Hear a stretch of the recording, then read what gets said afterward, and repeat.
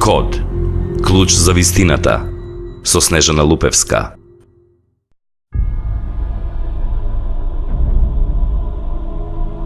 О следбеници на книгата, не претерувајте во верата ваша. И за Аллах само вистина зборувајте.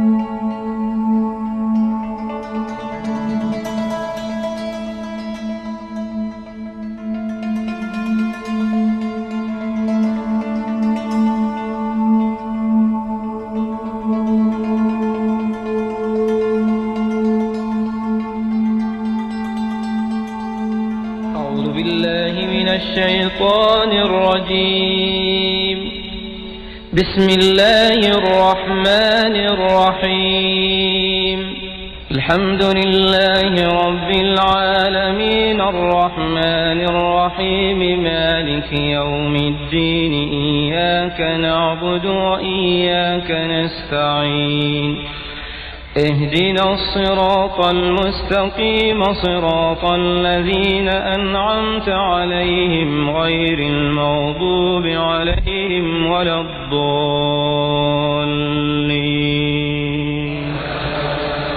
آمين. Ова е главната молитва која се повторува неколку пати при секое клањање. Важи за сите муслимани, за сите школи и правци во исламот, и за старите и за новите муслимани, и за оние кои, враќајќи се кон корените, застанале во времето на Мухамед ибн Абдул Вахаб, арапски филозоф од 18 век. Неговите следбеници го сметаат за неприкосновен толкувач на Куранот и неговата изворна интерпретација. Ги негира сите други учења, вклучувајќи го и ханефизмот, традиционален правец што се практикува овде на Балканот. Од неговото име излегол изразот вехабизам, кој влијал во формирањето на кралството на Саудиска Арабија и контролата на религискиот живот од страна на вехабиските толкувачи, кои самите себе никогаш не се нарекуваат вехабисти. Според нив муслиманите не смеат да слушаат музика и да гледаат телевизија. За време на молитвите рацете ги држат до градите, а нозете им се раширени. Аналитичарите го сметаат повеќе за политичко, одошто религиозно движење. Западниот свет и САД вехабизмот го сметаат за радикален, поттикнувач на екстремизмот и тероризмот.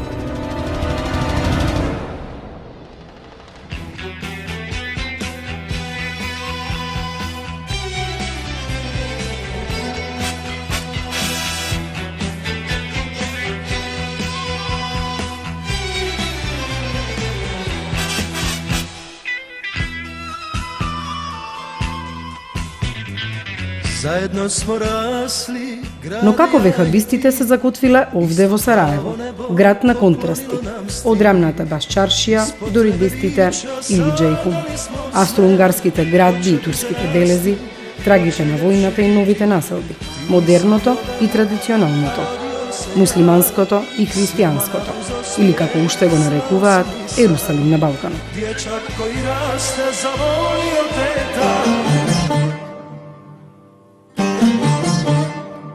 Ахмет Али Бешич е професор на Факултетот за исламски науки. Млад, амбициозен, истовремено традиционален. Има функција и во ријасетот на исламската верска заедница. Тој ги дели вехабистите на две групи. Оние кои ригорозно ја почитуваат верата, но не ги кршат државните закони, и оние екстремните, кои не се плашат од употреба на сила.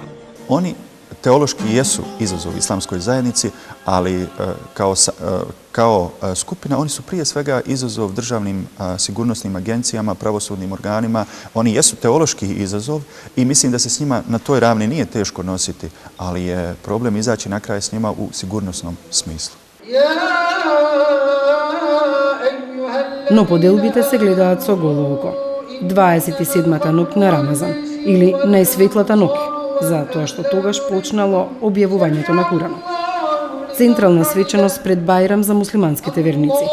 Молитвата во беговата џамија ја пренесуваа и босанската и турската телевизија. Овде доаѓаат најголемиот број сарајли и муслимани. Нема бариери меѓу жените и мажите. Нема поделби на стари и нови.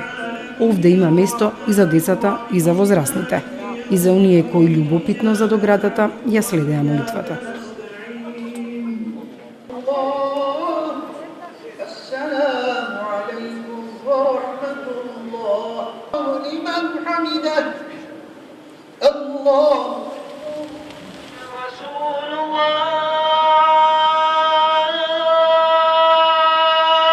Уште една молитва започнува на другиот крај на градот.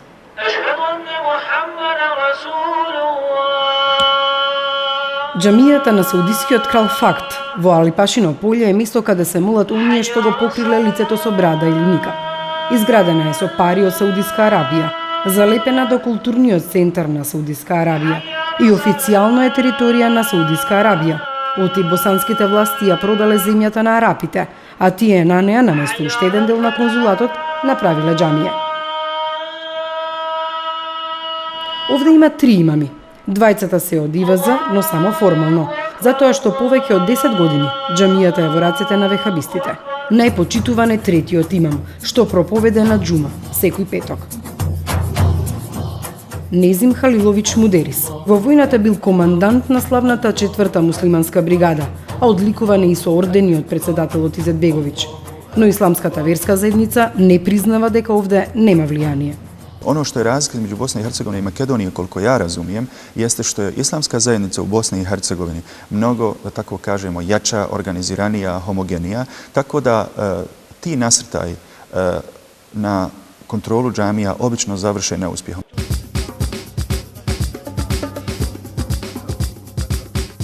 Уредникот на Слободна Босна Сејат Авдович не смее да дојде во џамијата на кралот Фахд. Вели може да го нападнат заради неговите написи, главно критики на мокте што ја шират саудијците, верниците кои сакаат да личат на арапи, исламската верска заедница која не сака да признае пораз. Islamska vjerska zajednica fiktivno i formalno tvrdi da je konkretno ta džamija kralja Fahda u naselju Alpašino sastavni dio celokupne islamske zajednice i da deluje u okviru zakona i propisa islamske vjerske zajednice. Džamija kralja Fahda je gotovo prečutno od državnih. Ja ne znam nigdje da postoji zvanična odluka bilo kojeg državne institucije, ali oni su prečutno zapravo taj teritorij pretvorili u eksteritorijalni prostor. Но не само ИВЗ, очигледно и босанските власти го покриле лицето со никап. Najmanje 15 godina se prema tom vehabističkom fenomenu vlast ovdje odnosila prilično benevolentno, prilično tolerantno, da je ljudima, nosiocima i pripadnicima, dakle od vrha do najnižih egzekutora bilo dopuštano i tolerisano. Влегов во џамијата. Однадвор изгледа многу помистериозно од што внатре. За разлика од жените кои се кланјаа во беговата џамија во ист двор со мажите, овде важат други правила. Жените уште од портата се одделуваат. Не е дозволено снимањето и внатре го открија лицето. Некои од овие млади луѓе престојуваат во џамијата за време на целиот пост. Се молат, читаат. Но ниту еден не изреагира негативно на нашето присуство. Повеќето се млади брачни парови. И децата се облечени по строгите правила. Мажите носат покуси панталони, а жените се свет зад бурката.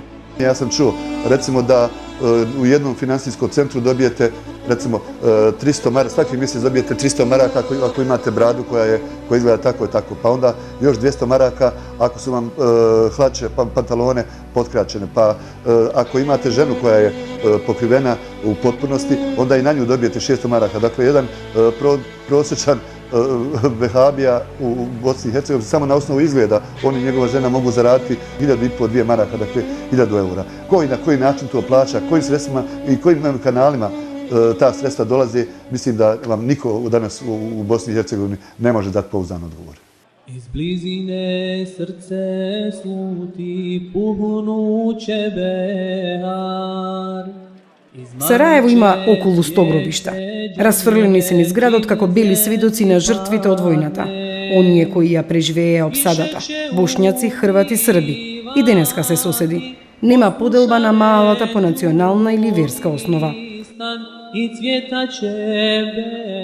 Војната донела ужас, но и екстремисти. Муџахедини кои откако заврши, си заминале, но оставиле трага. Mudžahide u Bosnu i Hercegovinu nije pozvao ni rahmetli predsjednik Izetbegović, ni Reis Ulema Cerić. Mudžahide u Bosnu su pozvali ljudi koji su napali Bosnu.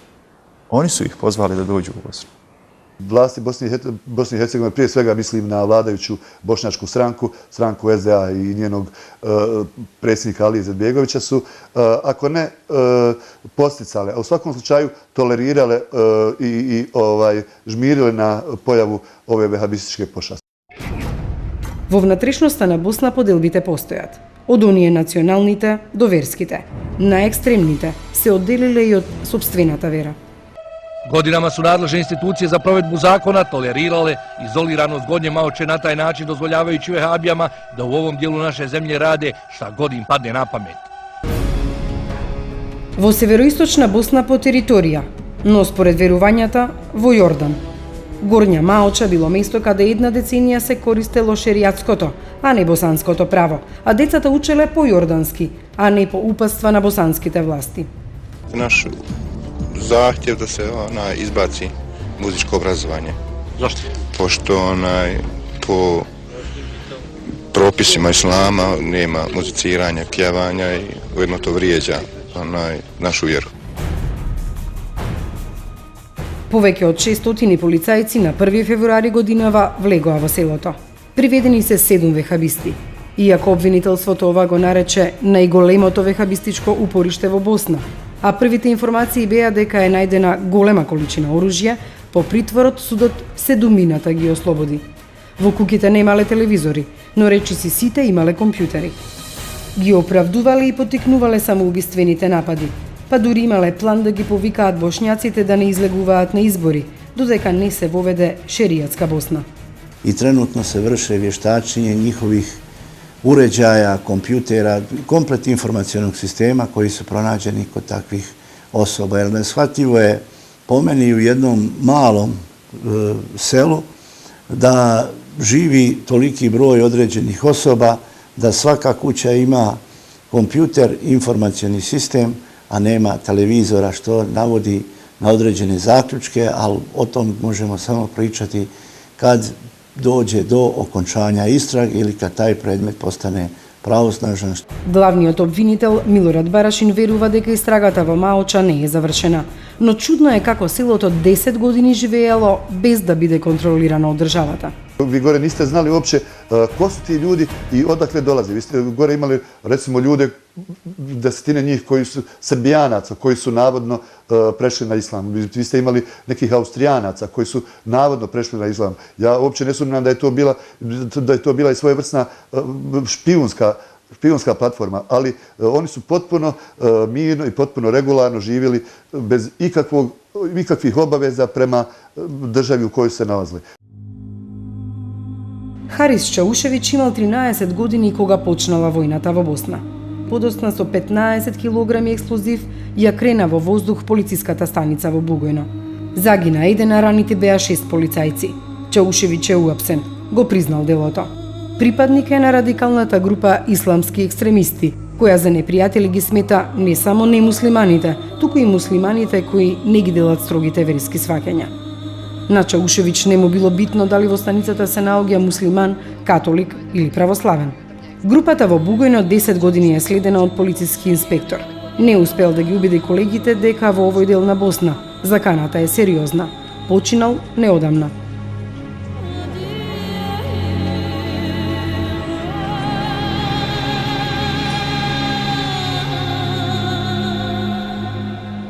Mi takve grupe u Bosni i Hercegovini, posebno Federalna uprava policije, a dobrim dijelom i SIPA, prati duži vremenski period. Međutim, ne može se nikome stavljati na teret ili sprečavati ga u njegovim vjerskim slobodama ili vjerskim osjećanjima, dok se ne pokaže da ima elemenata određenog krivičnog djela. Не е секој вехабија терорист, но затоа секој терорист е вехабија.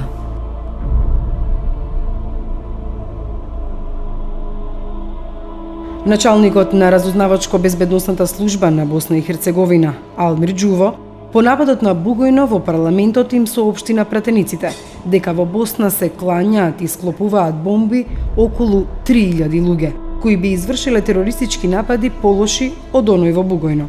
Normalno je da se ne finansiraju ovdje iz regiona, jer takvih grupa znamo gdje sve ima u regionu i regionalna saradnja mora postojati na nivou kako bi se razvijele takve grupe koje imaju namjeru da se bave terorizmom ili da pripremaju terorističke akte ili terorističke čine.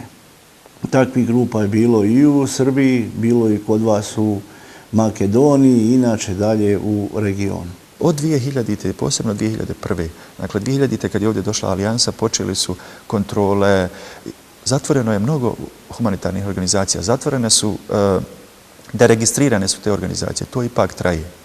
Jer postoji dio te zajednice koja radi iz ubjeđenja. Međutim, očito da je to u finansijskom smislu jedna prilično vitalna i žilava mreža i da oni pronalaze svoje financijere širom svijeta, islamskog svijeta, zapadnog svijeta i tako dalje, ali nisam siguran da jedna institucija u Bosni i Hercegovini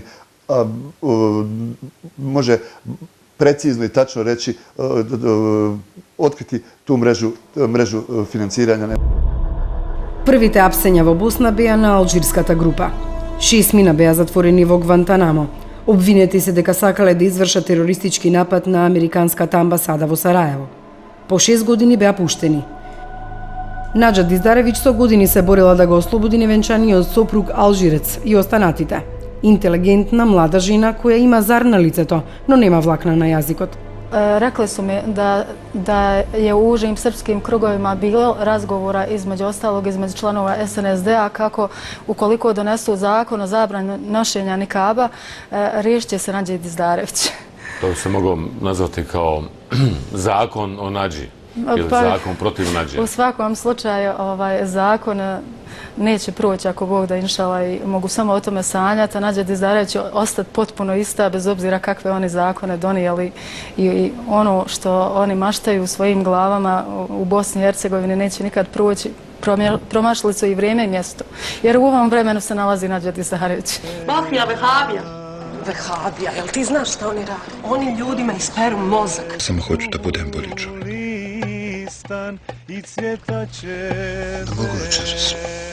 Šta kažeš? Филмот на Јасмина Жбанич го обиколи светот и филмските фестивали. Го покажа вехабизмот низ љубовна приказна. Промените во Босна ги отслика низ ликот на Амар, кој се решил да стане вехабија. Во филмот нема насилство и тероризам, туку обид да се влезе во сршта на причините. Зошто еден млад човек оде на жвака и пристапува на верата. Ženski glas je grijeh. Glasno smijanje je isto grijeh, jel ne?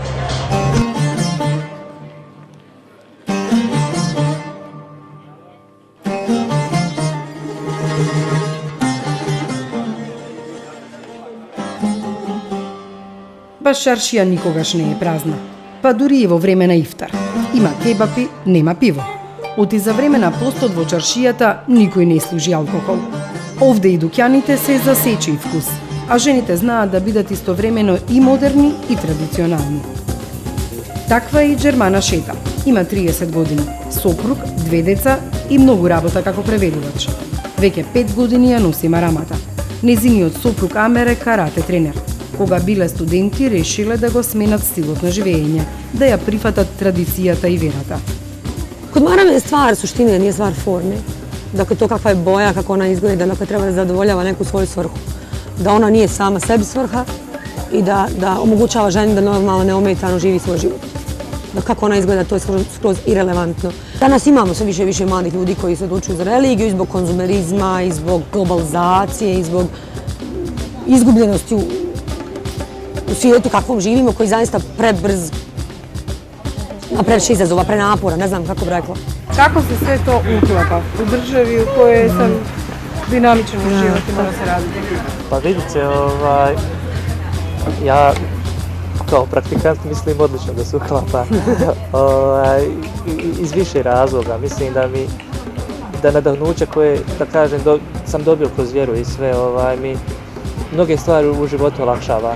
Da li ste imali neprijatnosti i nekih loših situacija? U principu malo, ali, na primjer, desila nam se jedna situacija da smo jedan put čak bili jako lijepo obučeni i išli smo na jednu priredbu, predstava neka bila, kao mi se lijepo obukli i sve. I jedna žena mene zalila kiselom vodom. Dakle, žena je posula litar vode na mene, kisele vode, na sred grada, kod vječne vatre i govorila mom mužu što si je pokrio, tako nešto. Все повеќе млади жени во Босна се како Џермана. Нахла, како што на арапски се нарекува пчела, е центар каде тие можат да се едуцираат, работат, дружат. Но оние жени кои решиле да се покријат, ги има многу ретко.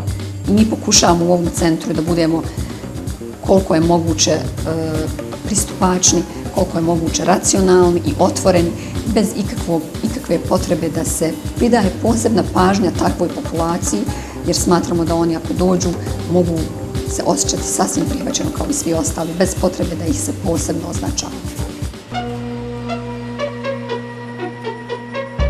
Ликовите од плакатите се кандидати кои денеска ќе бидат гласини на изборите во Босна и Херцеговина. Проценките се дека повторно ќе се гласа по националниот клуч за главните бошњачки, српски и хрватски партии. Еден од посериозните кандидати за председателството е синот на Алија Изетбеговиќ, а Милорад Додик речиси со 100% сигурност повторно ќе биде лидер на србите. 3 милиони гласачи на најнестабилната држава во регионот, која се уште е под протекторат, треба да решат дали овој пат ќе изберат лидери кои наместо етнички раздор ќе донесат реформи за да ја приближат државата кон Европската унија. Промените се можеби на вистина клучниот збор. Од еднаш на Сараево се обидоа со војна да му го одземат ликот, но до денеска никој не успеа да му ја одземе душата.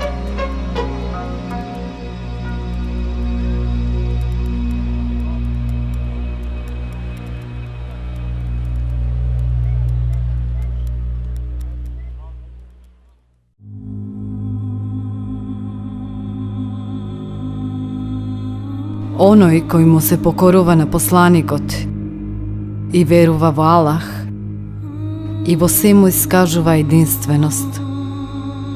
Не му е дозволено да пријателува со оние кои се Аллахови непријатели, па макар тоа и да е некој негов најблизок.